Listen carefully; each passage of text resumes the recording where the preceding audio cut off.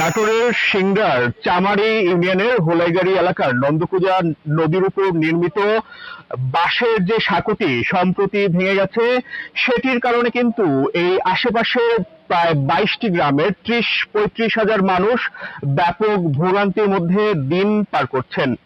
2008 সালে নির্মিত এই সেতুটি দিয়ে কিন্তু এই আশেপাশের স্কুল কলেজের শিক্ষার্থী, নারী পুরুষ থেকে শুরু করে বিভিন্ন পেশাজীবীরা যাতায়াত করতেন।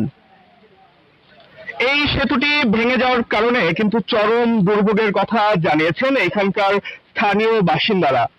আমরা এখানে যারা আছেন তাদের সাথে একটু কথা বলার চেষ্টা করব যে কেন এই সেতুটি নির্মাণ করা হয়েছিল। আমি জালালউদ্দিন বলছি, সাবেক সাধারণ সম্পাদক জাগরণী সংঘ। আমরা এখানে যখন উভয় পারের মানুষ, আমাদের একমাত্র কবরস্থান, স্কুল কলেজের ছাত্রছাত্রীরা আসা যাওয়ার এবং মানুষ পারাপারের অসুবিধা হচ্ছিল। জাগরণীর সঙ্গে চূড়ান্ত সিদ্ধান্ত অনুযায়ী আমরা 2008 সালে এই ব্রিজের নির্মাণ কাজ শুরু করি এবং 6 মাস মেহনত করে জুন মাসে সমাপ্ত করি। আমরা আরো কয়েকজন এলাকাবাসীর সাথে কথা বলতে চাই যে এই সেতুটা না থাকার কারণে এখন আপনাদের কি সমস্যা হচ্ছে।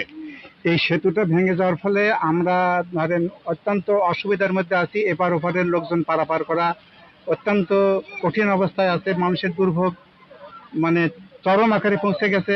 এপারে হাট বাজার, ওপারের মানুষ এপারে আসে। এখানে স্কুল কলেজ মাদ্রাসা প্রাথমিক বিদ্যালয় আছে, সেখানের ছাত্রছাত্রীরা আসার খুব কষ্ট। তাই আমরা চাই যে অনতিবিলম্বে এখানে একটা সেতু তৈরি হোক। ওনাদের দুঃখ কষ্টের বর্ণনা দিয়ে আসলে প্রত্যাশার কথা জানাচ্ছিলেন। তো এই সেতুটি ভেঙে যাওয়ার কারণে কিন্তু নানা শ্রেণী পেশার মানুষ, স্কুল কলেজের শিক্ষার্থী, এখানকার যারা নারী, বৃদ্ধ, প্রবীণ, তারা কিন্তু ব্যাপক ভোগান্তির শিকার হয়েছেন। এর পাশাপাশি এখানকার স্থানীয়রা যেমনটি জানিয়েছেন যে এখানে একটি কবরস্থান আছে।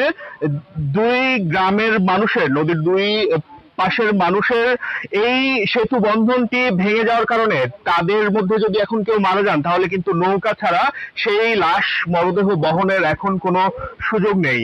তো হোলাইগাড়ি বাজারের সম্প্রতি ভেঙে যাওয়া সেই সেতুর সামনে থেকে আমার কাছে এখন পর্যন্ত এই ছিল সর্বশেষ খবর।